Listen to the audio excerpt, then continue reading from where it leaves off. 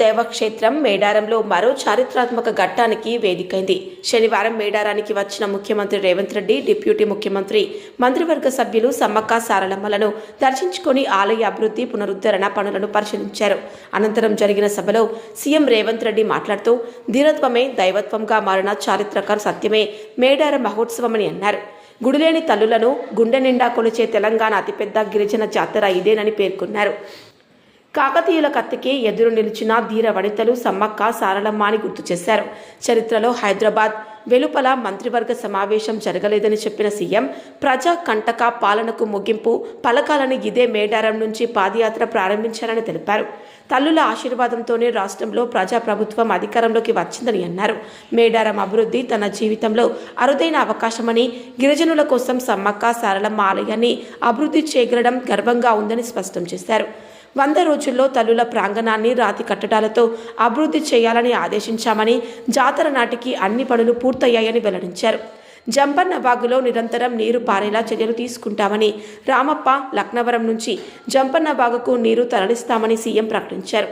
ఆదివారం ఉదయం సమ్మక్క సారక్క ఆలయాన్ని ప్రారంభించి భక్తులకు అంకితం చేస్తామని, మేడారం జాతరను కుంభమేళా స్థాయిలో ఘనంగా నిర్వహిస్తామని స్పష్టం చేశారు.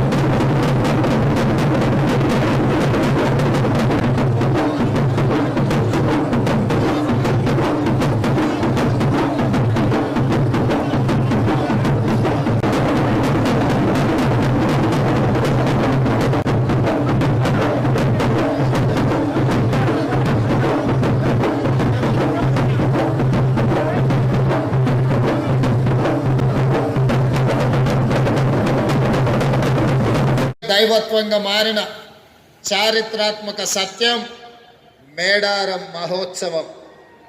ఆనాడు గుడి లేని తల్లులను గుండె నిండా కొలుసుకునే తెలంగాణ అతిపెద్ద గిరిజన జాతర మేడారం జాతర. ఈ జాతరకు ఈ సమ్మక్క సారలమ్మ దేవతలకు మానవులుగా పుట్టి తాము నమ్మిన జనాని కోసం ఆనాడు కాకతీయుల మీదనే కత్తి దూసిన వీర వనితలు సమ్మక్క సారలమ్మలు.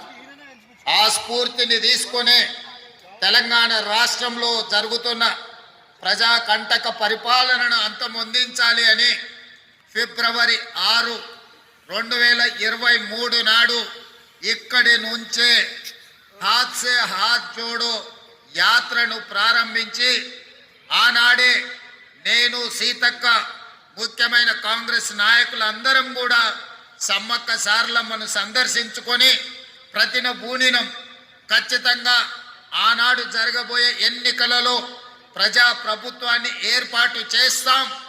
ఆ ప్రభుత్వంలో సమ్మక్క సారలమ్మ ప్రాంతాన్ని ప్రపంచానికే ఆదర్శంగా ఉండే విధంగా గొప్పగా అభివృద్ధి చేస్తామని చెప్పి ఆనాడే మాట ఇవ్వడం జరిగింది.